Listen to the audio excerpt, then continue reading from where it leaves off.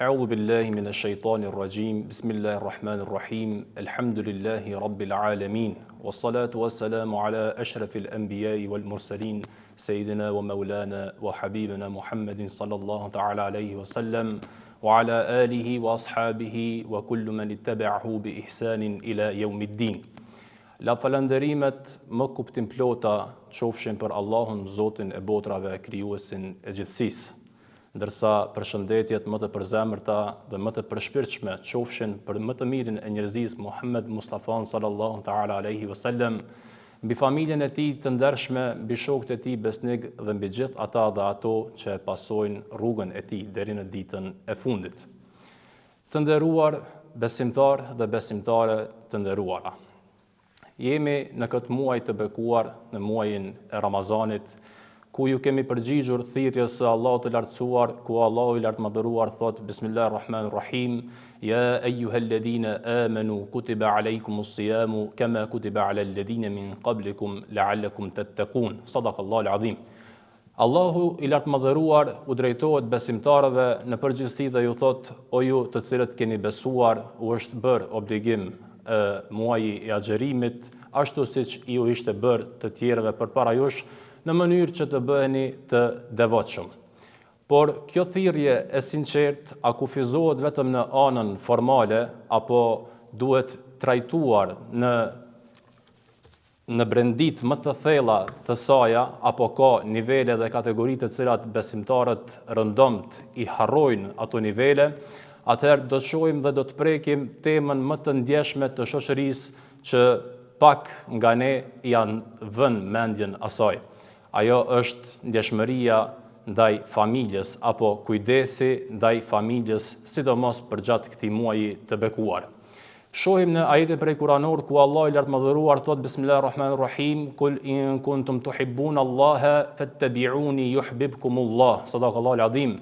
Thuaj o Muhammed, nëse jeni prej atyre që e doni Allahun, më ndiqni mua në mënyrë që Allahu të ju doj dhe juve. Po përse ky ajet të dashur dhe të nderuar besimtar? Sepse në këtë muaj të begat, duke anashkaluar apo ta lëm anash atë pjesën që besimtarët kryen ritualet e tyre të përgjithshme, qofshin ato nga ana e namazit, qofshin ato nga ana e dhikrit, qofshin ato nga leximi i Kuranit, pra kjo është ana e jashtme e ibadeteve, të cilat na bën shpesh herë që të harrojmë dhe anën e brendshme të tyre. Pejgamberi sallallahu alaihi wasallam thot: "Ed-dinu nasiha, ed-dinu nasiha, ed-dinu nasiha", e përsërit 3 herë, pasi që në këtë formë zgjon vëmendjen dhe vetdijen e besimtarëve në përgjithësi, duke kërkuar vëmendjen e tyre dhe thot: feja është këshill, feja është këshill, feja është këshill. Po këshill për kë? Thot pejgamberi sallam: lillahi wa li kitabihi wa li rasulihi, për Allahun, për të dërguarin e tij dhe për librin e tij, wa li a'immatil muslimin, dhe për prisit e besimtarëve, wa li ammatihim, dhe për masën e tyre. Si ndërlidhen këto 2 pika që i përmendëm këtë ajet dhe këtë hadith fesnik të bekuar të Muhammed Mustafa sallallahu alaihi wasallam? Jemi të vetëdijshëm se familja në shoqëri neglizhohet kur bëjmë krahasimin mes asaj se si shfaqemi në publik dhe si shfaqemi kur jemi pranë njerëzve tonë. Shtrohet një pyetje: nëse do kërkoheshte nga anëtarët e familjes tonë që të na vlerësojnë për edukatën dhe moralin tonë me ta në shtëpitë tona, me çfarë note do të na vlerësonin? A jemi ne këta që shfaqemi gjatë muajit të Ramazanit, edhe ata që jemi në shtëpi?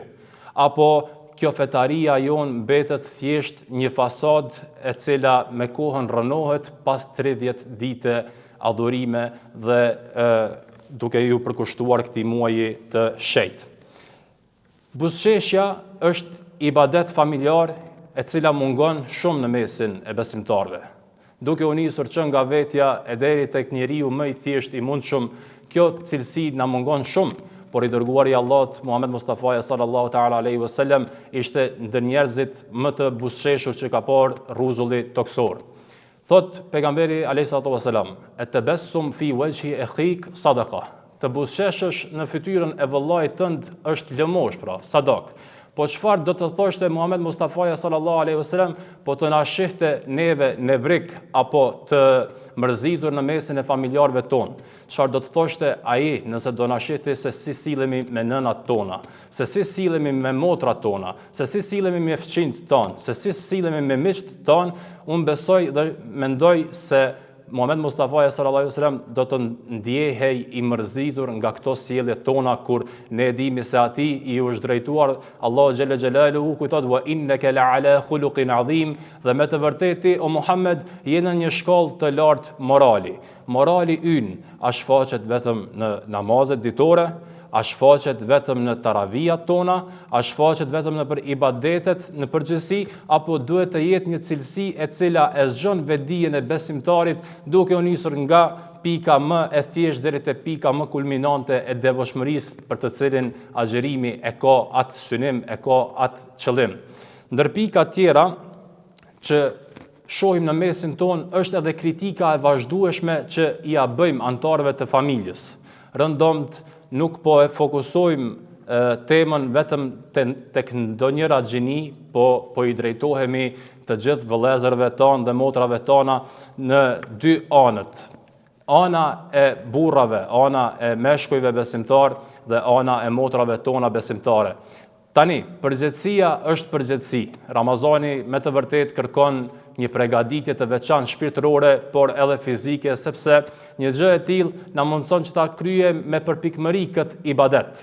Por kjo nuk duhet ta çojë burrin në nervozizëm sepse iftari nuk është gati në kohë, apo pse nuk e ka ndonjë gjë në rregull apo të përgatitur ashtu siç ka kërkuar më herët. Muhammed Mustafaja a.s. tregon vetë bashkëshortja e tij, Aisha radhiyallahu ta'ala anha thot, ka qenë eljen an-nas wa akram an-nas, ka qenë njeriu më i butë, ka qenë njeriu më i ndershëm. Pse? Sepse ai i ndihmonte antarët e familjes tij duke kryer edhe punët e shtëpisë. Sa prej nesh këtë vetëdisim e llogarisim modesti dhe llogarisim përkraje ndaj nënave apo motrave tona apo antarëve tjerë në përgjithësi, dhe sa prej këtyre ose sa prej nesh e shohin këtë veprim si diçka që kërkon një apo e llogaritsin në vlerësim të kryejë ndonjë punë. Mos thuaj i dashur besimtar se e ke ndjekur traditën e Muhammed Mustafa sallallahu ta'ala alaihi wasallam, nëse në jetën tënde një herë të paktën nuk e ke larë një gotë. Mos thuaj se e ke ndjek sunetin e Muhammed Mustafa sallallahu alaihi wasallam nëse një herë nuk ja ke zgjatur dorën ndokujt në shtëpinë tënde për t'i ndihmuar. Kjo vlen edhe për gjeneratat e reja, kjo vlen edhe për fëmijët, të cilët i jepën pra një kohje krejtësisht të kundër prej asaj çka porosit Allah dhe i dërguari i tij, i drejtohen të ëmës së tyre me shprehje që ndoshta nuk janë të duhura, ndoshta kanë kërkesa të tepruara, por Allah i lartmadhëruar thot hamalathu ummuhu wahnan ala wahn, nëna e tij e ka bartur mundim pas mundimi. Haku ndaj nënës tënde i dashur vëlla besimtar, a mund të paguhet me ndonjë gjë tjetër pos me respekt? Kjo nuk mund të ndodhë. Thot Allah i lartmadhëruar wa qada rabbuka alla ta'budu illa iyyahu wa bil walidayni ihsana, dhe ka caktuar Allahu yt që të mos adhurosh dikë tjetër pos tij dhe të sillesh mirë me prindrit e tu. Sa prej nesh e kryejnë këtë veprim apo këtë porosi hyjnore që Allah i lartmadhëruar ja ka obliguar besimtarëve. Për fund, shtëpia është mejdani i xhihadit. Shtëpia është ajo fush beteja në të cilën ne duhet të tregojmë shembullin më të mirë. Uswatun hasana, siç e përmend Allah i lartmadhëruar në Kur'anin fisnik, të jemi shembulli më i përkryer. Nëse jemi prej atyre që ndjekim rrugën e Muhammed Mustafa sallallahu alaihi wasallam, duhet të jemi fjalë ëmbël, duhet të jemi vepër mirë, duhet të jemi prej atyre që ja zgjasin dorën do kujt tjetër, duhet të jemi prej atyre që nga goja tona nuk del pos ajo çka është e mirë. Për fund, të nderuar besimtarë dhe të nderuara motra besimtare, ju urojmë agjerim të lehtë. Allahu na përmirësoft neve dhe juve dhe na bëf prej atyre që vetëm promovojnë punë të mira dhe ndjekin rrugën ka hajri. Wa qulu qawli hadha wastaghfirullaha li wa lakum fastaghfiru innahu huwal ghafurur rahim.